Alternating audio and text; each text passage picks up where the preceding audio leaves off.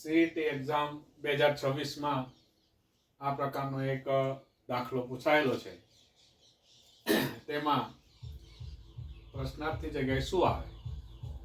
તો મોટાભાગના બાળકોએ એવી રીતનું કરેલ કે અહીંયા સિરીઝ લીધી છે A, B, C, તો અહીંયા D.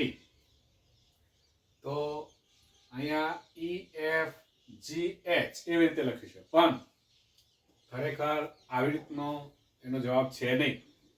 તો એનો ઉકેલ કેવી રીતે છે? તો આપણે જોઈએ તો અહીંયા આ બંને મૂળાક્ષરોનો સરવાળો 12 થાય છે.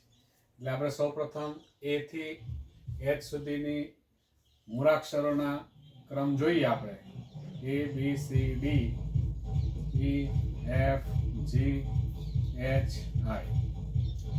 આનો ક્રમ જોઈએ તો 1, 2, 3, 4, 5, 6, 7, 8, 9.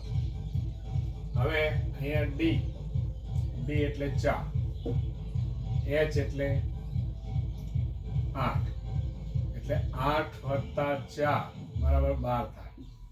તેથી અહીંયા 12 આવે. એવી જ રીતે A અને E. A એટલે 1 અને E એટલે 5, એટલે 1 + 5 બરાબર 6. તેથી આપણે અહીંયા 6 આવે. અહીંયા B અને F. B એટલે 2, F એટલે 6. 2 + 6 બરાબર 8, એટલે 8. તો હવે અહીંયા પ્રશ્નાર્થની જગ્યાએ શું આવે તે આપણે શોધવાનું છે.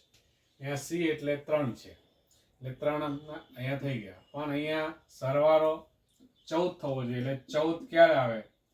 તો 3માં આપણે કેટલા ઉમેરીએ તો 14 થાય? તો 3માં આપણે 11 ઉમેરીએ તો 14 થાય. તો 11મો ક્રમ આપણે જોઈએ. H, I, J, K, L, M. 10, 11, 12 ને 13.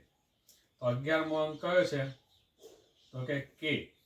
તો અહીંયા 11 ની જગ્યાએ શું આવશે? K. એટલે આપણો જવાબ અહીંયા આવશે K. આપણો ઓપ્શન નંબર D એમાં સાચો જવાબ આવશે.